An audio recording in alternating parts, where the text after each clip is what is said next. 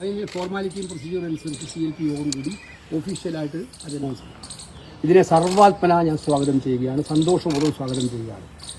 കേരളത്തിലെ ജനങ്ങൾ വളരെ പ്രതീക്ഷയോടെയാണ് വൻ ഭൂരിപക്ഷം നൽകി UDF-നെ അധികാരത്തിലേക്ക് എത്തിച്ചിരിക്കുന്നത്. 102 അംഗ ഭൂരിപക്ഷം എന്ന് പറയുന്നത് സമകാലിക ചരിത്രത്തിൽ ഇല്ലാത്തതായിരുന്നു.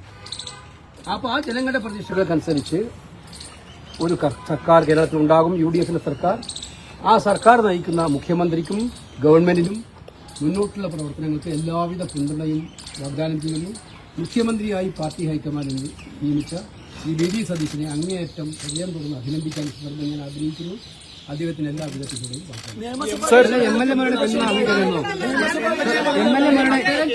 അത്തരം കാര്യങ്ങൾക്കൊന്നും ഇനി പ്രസക്തിയില്ല. ഞാൻ നിങ്ങൾ ആദ്യമേ പറയുന്ന ഒരു കാര്യമുണ്ട്. നിങ്ങളിവിടെ വന്ന് ചോദിച്ചപ്പോഴൊക്കെ ഹൈക്കമാൻഡ് തീരുമാനം എന്തായാലും പാർട്ടി പ്രവർത്തകനിൽ അത് ശിരസ വഹിക്കും. ഇതല്ലേ ഞാൻ പറഞ്ഞിട്ടുള്ളൂ.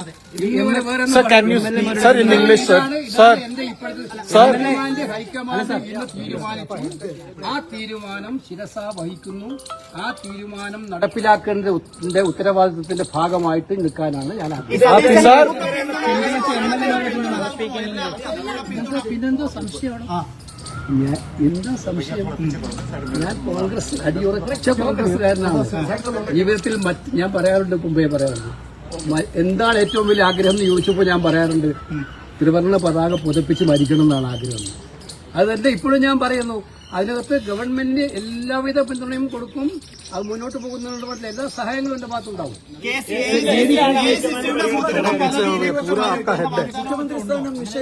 സ്വാഭാവിക നീതിയുടെ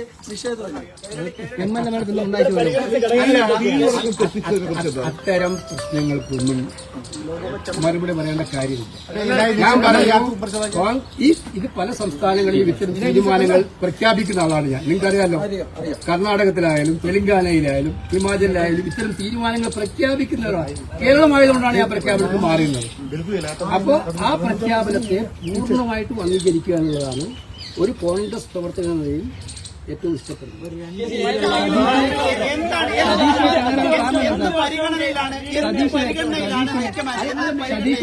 നേതൃത്വം എല്ലാ വശങ്ങളും ആലോചിച്ചിട്ടായിരിക്കും തീരുമാനമെടുത്തിട്ടുണ്ടാവുക. നേതൃത്വത്തിന് പല പാരാമീറ്റേഴ്സും ഉണ്ടാകും. ആ തീരുമാനമെടുക്കുന്നതനുസരിച്ച് അവർ ആ തീരുമാനം അല്ല, ആ തീരുമാനം അനുസരിച്ചിട്ട് അവർ തീരുമാനമെടുക്കും എന്നുള്ളതിന് സംശയമില്ല. അങ്ങനെ എടുത്തിരിക്കുന്നത്.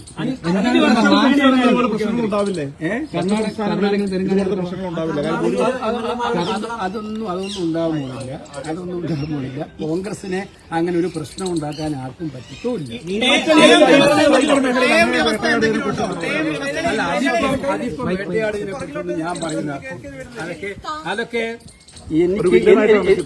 എനിക്ക് പ്രത്യേകിച്ചിട്ട് പാർട്ടിക്ക് ഉപരിയായിട്ടുള്ള ഒരു ഇമേജ് ഉണ്ടാക്കാറില്ല. പാർട്ടിയാണ് എനിക്കെല്ലാം. പാർട്ടിക്ക് ഉപരിയായിട്ടുള്ള ഇമേജ് ഒന്നും ഞാൻ ശ്രദ്ധിക്കാറുമില്ല, പോകാറില്ല. പാർട്ടി പ്രവർത്തകന് വേദന ഉണ്ടാകുമ്പോൾ അതിന്റെ മനസ്സും വേദനിക്കും. പാർട്ടിക്ക് ബുദ്ധിമുട്ടുണ്ടാകുമ്പോൾ എനിക്കും വരും. ജനങ്ങളും പാർട്ടിയോടൊപ്പം നിൽക്കാൻ എന്നും ആഗ്രഹിച്ചിട്ടുള്ള ഒരു പ്രവർത്തകനാണ് ഞാൻ. അതുകൊണ്ട് എന്നെ അങ്ങനെ സൈബറിടങ്ങളിലൊക്കെ ആക്ഷേപിച്ചിട്ടുണ്ടെങ്കിൽ അത് ഞാൻ സഹിച്ചോളാം. അതിനകത്തെന്താ? അതൊക്കെ തന്നെ കേരളത്തിൽ ഞാൻ ഇന്ന് തുടങ്ങിയതാണോ രാഷ്ട്രീയം? കഴിഞ്ഞ 10-45 വർഷമായിട്ട് ഒരു സുപ്രഭാതത്തിൽ മുളച്ചു വീണതാണോ? എത്രയോ വർഷങ്ങളായിട്ട് എന്തെല്ലാം പ്രവർത്തനങ്ങൾ നടത്തിയിട്ടാണ് ഞാൻ ഇതുവരെ എത്തിയിരിക്കുന്നത്. അപ്പോൾ അതുകൊണ്ട് എവിടെയെങ്കിലും വെച്ച് ശക്തമായിട്ടുള്ള കടന്നാക്രമണങ്ങൾ ഉണ്ടാകുമ്പോൾ ആ കടന്നാക്രമണത്തിൽ ഭയന്നോടുന്നവരാണോ നമ്മളെല്ലാം? ആക്രമിക്കട്ടെ, ഇനിയും ആക്രമിക്കട്ടെ. അവർക്ക് ആക്രമിക്കുന്നവർക്ക് സധൈര്യം തുടരാം. പക്ഷെ എന്റെ തീരുമാനം വളരെ ക്ലിയർ ആണ്. പാർട്ടിയാണ് വലുത്, ജനങ്ങളാണ് വലുത്.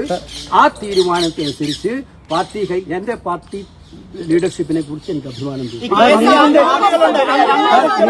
എന്ന് പറഞ്ഞ് അങ്ങ് മുഖ്യമന്ത്രി ആകണം എന്ന് പറഞ്ഞ് ഫ്ലക്സ് വെച്ചവരുണ്ട്. അവരൊക്കെ ഒരുപക്ഷെ നിരാശയിലാണ്. അവരോട് എന്താണ് അങ്ങ് പറയാനുള്ളത്? അവരോട് എന്റെ ശൈലി അവർക്ക് നന്നായി തന്നെ അടിയുറച്ച പാർട്ടിക്കാരാണ്.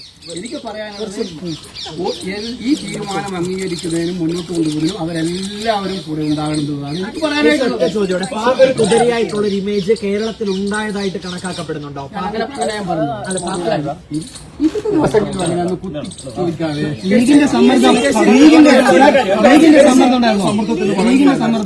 അതുകൊണ്ടാണ് ഇത്തരത്തിലുള്ള ഇല്ല, ഞാൻ പറഞ്ഞത് എനിക്ക് ഇത്രയും പറയാനുള്ളൂ. അല്ല BJP ഇത്രയും നിങ്ങൾ കുറെ ദിവസമായിട്ട് നിങ്ങളിങ്ങനെ വരും, എനിക്ക് നിങ്ങളുടെ മുമ്പിൽ കാണാൻ പറ്റാറില്ല. അതിന്റെ പ്രയാസമുണ്ട്. അതുകൊണ്ട് ഇന്ന് ഇത് കണ്ടിട്ട് ചോദിക്കുന്നതേ ഇപ്പൊ BJP ഒക്കെ ആക്ഷേപം ഉന്നയിക്കുന്നു. ലീഗിന്റെ സമ്മർദ്ദം എന്തുകൊണ്ട് വന്നു? അങ്ങനെ സമ്മർദ്ദത്തിന് വശപ്പെട്ടോ? BJPയുടെ ആക്ഷേപമൊക്കെ വെറും വെറുതെ BJPയുടെ ആക്ഷേപത്തിന് ഞാൻ മറുപടി പറഞ്ഞു. അവരെല്ലാ കാലത്തും കോൺഗ്രസിനെ ആക്ഷേപിക്കുന്ന ജോലിയിൽ അവർക്കുള്ളൂ.